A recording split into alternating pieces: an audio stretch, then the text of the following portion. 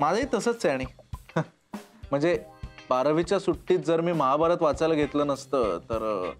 तू 12वीत असताना महाभारत वाचलं होतंस? अगं मी न स्कॉलर येतो, त्यांनी दुसरं महाभारत लिहिलं नाही हे नशीब. त्याला ग्रीक मायथॉलॉजी बद्दल पण माहिती आहे बरं का. किती डिस्टर्ब करता यार, नाही सांगत.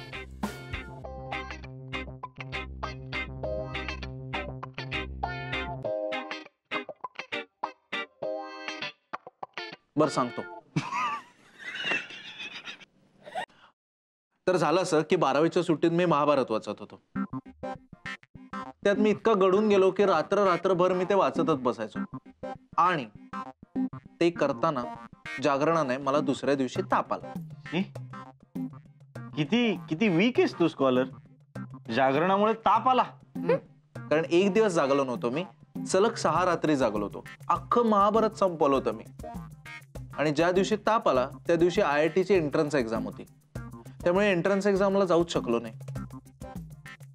मी गेलो असतो तर मी 101% क्लिअर झालो असतो. काहीतरी वेगळंच घडलं असतं यार माझ्या आयुष्यात. म्हणजे मी कदाचित.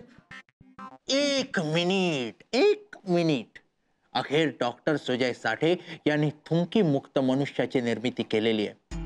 मी तयार केलेलं हे रसायन लसीद्वारे मनुष्याच्या शरीरात सोडल्यावर त्याच्या लाळेच्या मॉलिक्युल्सचं रूपांतर अशा काही मॉलिक्युल्स मध्ये होईल की लाळेतून निर्माण होणारे सगळे प्रश्न सुटतील. प्रश्न क्रमांक 1, गुटखा, तंबाखू किंवा तत्सम पदार्थ खाल्ल्यानंतर मनुष्याच्या तोंडात त्याचे टेस्ट बर्ड्स अशी काही चव निर्माण करतील की त्याला उलट्यांवर उलट्या होतील आणि त्याला ते पदार्थ खाण्याची इच्छाच होणार नाही. क्रमांक 2, नैसर्गिकरित्या लाळेची अतिरिक्त निर्मिती झाल्यास त्याच्या टेस्ट बर्ड्स त्यातून विविध चवी निर्माण करतील ज्या त्यालाच आवडणाऱ्या असतील. उदाहरणार्थ आंबट, तुरट, खारट, तिखट किंवा गोड.